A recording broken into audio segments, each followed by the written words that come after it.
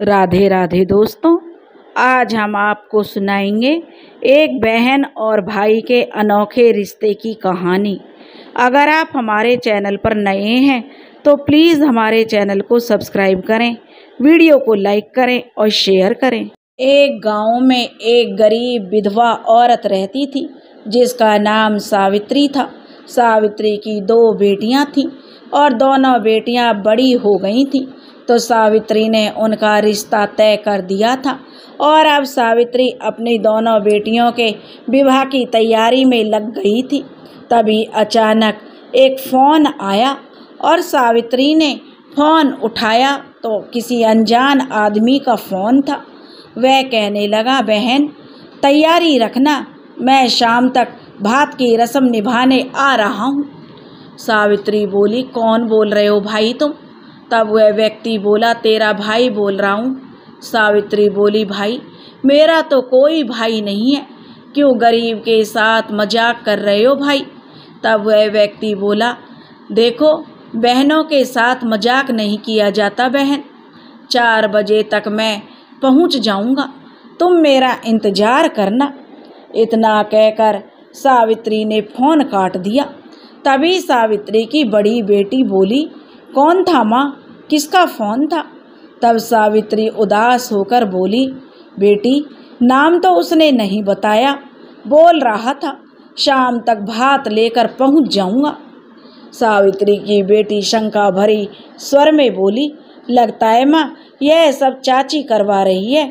कल तुम रोते हुए कह रही थी ना, मेरा तो कोई भाई नहीं है, मुझे बेटी की शादी में चुनरी कौन उठाएगा? तब शायद चाची ने सुन लिया होगा और तेरे मज़े लेने के लिए आज किसी से फ़ोन करवा दिया। सावित्री बोली, भगवान सब देख रहा है बेटी, कोई मुझ विधवा के साथ मजाक करेगा तो अपने कर्मों की सज़ा पाएगा। फिर सावित्री अपने काम में लग गई। बेटी की शादी के एक ही दिन बचा था। वह औरत होकर सब कुछ अकेले ही संभाल रही थी। सावित्री की 3 संतानें थीं। बड़ी बेटी 22 साल की थी, उससे छोटी बेटी 20 साल की और एक 13 साल का बेटा था। पति का 3 साल पहले बीमारी की वजह से देहांत हो गया था। सावित्री का एक देवर भी था जिससे सावित्री की बोलचाल बंद थी। इस कारण वह और उसकी पत्नी शादी में नहीं आ रहे थे। सावित्री के कोई भाई नहीं था और पिता भी सावित्री के बहुत साल पहले भगवान को प्यारे हो चुके थे। इस कारण सावित्री अपनी माँ को अपने साथ ही ले आई थी। माँ ही नहीं, सावित्री की बूढ़ी सास भी सावित्री के साथ ही रहती थी। वह जैसे तैसे मजदूरी करके अपने 3 बच्चों और अपनी बूढ़ी माँ और अपनी बूढ़ी सास का भरण पोषण कर रही थी। जमाने की बुरी नज़रों के डर से वह जल्दी से जल्दी अपनी दोनों बेटियों की शादी कर देना चाहती थी। शादी में अब एक ही दिन बचा था कि अचानक उस अजनबी का फ़ोन आ गया कि वह भात की रस्म निभाने आ रहा है। उस अजनबी की बात सुनकर पता नहीं क्यों सावित्री का दिल कह रहा था कि वह आएगा, ज़रूर आएगा, क्योंकि उसकी आवाज़ में एक सच्चाई थी। सावित्री की ऐसी आर्थिक हालत नहीं थी कि वह एक छोटा सा भी टेंट लगवा सके। यूँ तो वो आने वाले अजनबी भाई के स्वागत की फिर क्या तैयारी करती। बचपन से लेकर अब तक एक कमी उसे हमेशा रुलाती थी कि उसका कोई भाई नहीं है। बच्चों की शादी के समय तो यह कमी उसे सूल बनकर चुभने लगी थी। हर औरत की एक ख्वाहिश होती है कि उसका कम से कम एक भाई तो ज़रूर हो, ताकि बच्चों की शादी पर वह उसे चुनरी उठाकर हिम्मत बंधाए, उसके साथ खड़ा रह सके, उसकी थोड़ी आर्थिक सहायता भी करे। शाम के 4 बजने वाले थे। विश्वास ना होते हुए भी सावित्री और उसके बच्चों की नज़र घर के मुख्य द्वार पर टिकी हुई थी कि शायद वह फ़ोन सच हो और वह अजनबी भात लेकर आ जाए। जैसे ही 4 बजे एक चमचमाती महंगी कार सावित्री के घर के गेट के आगे आकर रुकी। फिर दूसरी गाड़ी आई और फिर तीसरी। फिर देखते ही देखते गाड़ियों की लाइन लग गई। कितनी गाड़ियां एक साथ आने से गांव की गलियां गाड़ियों से भर गईं। पूरे गांव में खलबली मच गई।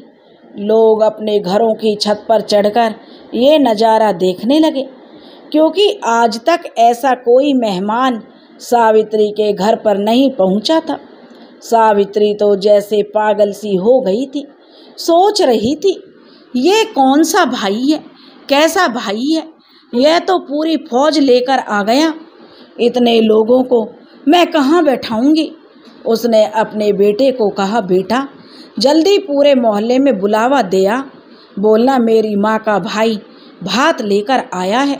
और सावित्री भागकर अंदर गई और भाई के तिलक और आरती के लिए थाली तैयार करने लगी।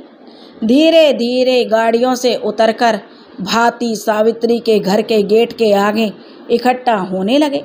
सभी बड़े वीआईपी लोग लग रहे थे। पड़ोस की औरतें दौड़ दौड़ कर सावित्री के घर आ रही थी। आते ही पूछती हैं, बहन अपना ये अमीर भाई अब तक कहाँ छुपा रखा था तूने? कौन है ये, कहाँ रहता है, पहले कभी बताया नहीं तुमने? सावित्री बेचारी क्या जवाब देती। उसे तो खुद नहीं पता था कि ये भाई कौन है, अचानक से कहाँ से आ गया। सावित्री के सारे भाइयों ने पानी भी नहीं पिया और वो सीधे भात भरने लगे। सबसे पहले जो आदमी आया वह तिलक लगवाते समय बोला, बहन पहचाना क्या? सावित्री ने नामे गर्दन हिलाई। तब वह बोला, बचपन के दिन याद करो बहन, जब एक 8 साल का बच्चा हमारे गांव के जोहड़ में डूब रहा था, तब तुमने अपनी जान पर खेलकर उसकी जान बचाई थी। मैं वही हूँ। सावित्री बोली, आनंद? तुम आनंद हो? मगर तुम लोग तो किसी शहर में जाकर बस गए थे।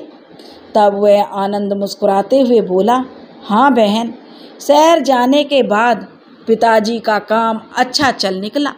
फिर हम लोग कभी गांव लौटकर वापस नहीं आए।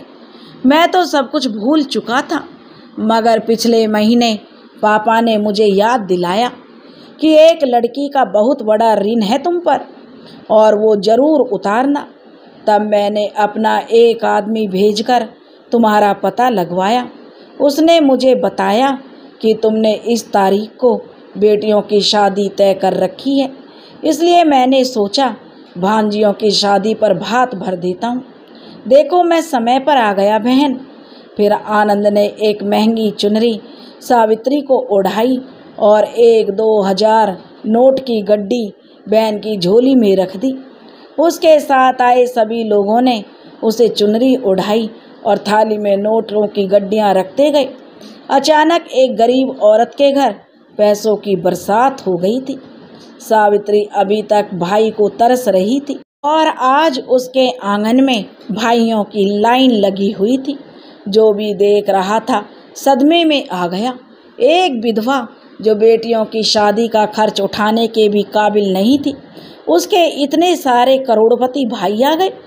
भाई ना होने के कारण वह एक चुनरी को तरस रही थी, मगर उसके भाइयों ने तो उसे हजारों चुनरियां ओढ़ा दी थी। सावित्री पगलाई सी रोते रोते भाइयों का तिलक कर रही थी। सावित्री को रोते देखकर पास खड़ी महिलाओं के भी आंसू निकल रहे थे। अभी भात की रस्म पूरी हुई थी कि एक ट्रक आया जिसमें दहेज का सारा सामान भरा पड़ा था। सारा सामान सावित्री के घर में उतार दिया गया। सारे सामान को सभी लोग आँख फाड़ फाड़ कर देखने लगे, क्योंकि इतना कीमती सामान किसी ने भी अपनी बेटी को नहीं दिया था। सावित्री को अपनी आंखों पर यकीन नहीं हो पा रहा था। उसे यह सब एक सपना सा लग रहा था। उसने कभी नहीं सोचा था उसकी बेटी की भात की रस्म इतने अच्छे से होगी। भात की रस्म पूरी करने के बाद आनंद बोला, अब मैं चलता हूँ बहन, ये मेरा पता है और यह मेरा फ़ोन नंबर है। अगली शादी में भात का न्योता देने आना, तभी आऊँगा। सावित्री ने भी अपने भाई के गले लग गई और उसके आंसू निकल आए और सावित्री ने वादा किया कि वो अपनी बेटी की शादी का न्योता देने अपने भाई के घर ज़रूर आएगी। और शादी के 1-2 दिन नज़दीक थे। सावित्री ने अपने भाई को बुलाकर ठाट बाट के साथ बेटियों की शादी की, बचे हुए पैसों से सुंदर सा घर बनाया। फिर भी बहुत सारा पैसा बच गया था, जिससे उसका आगे का जीवन कटने में आसानी हो गया। दोस्तों, जीवन में किया गया एक निस्वार्थ कर्म सावित्री की जिंदगी बदल गया। वह एक ईमानदार और दयालु महिला थी, इसलिए ईश्वर ने उसे अचानक इतना बड़ा तोहफा दिया कि वो खुद ही उसका यकीन नहीं कर पा रही थी। जहाँ वो एक भाई को तरस रही थी, वहाँ उसके हजारों भाई उसकी बेटी की भात की रस्म में आकर एक साथ खड़े हो गए थे। इतनी बड़ी खुशी पाकर उसका दामन खुशियों से भर गया था। दोस्तों, अगर आपको हमारी कहानी पसंद आई हो तो प्लीज़ हमारे वीडियो को लाइक करें और चैनल को सब्सक्राइब करें और शेयर करें। राधे राधे।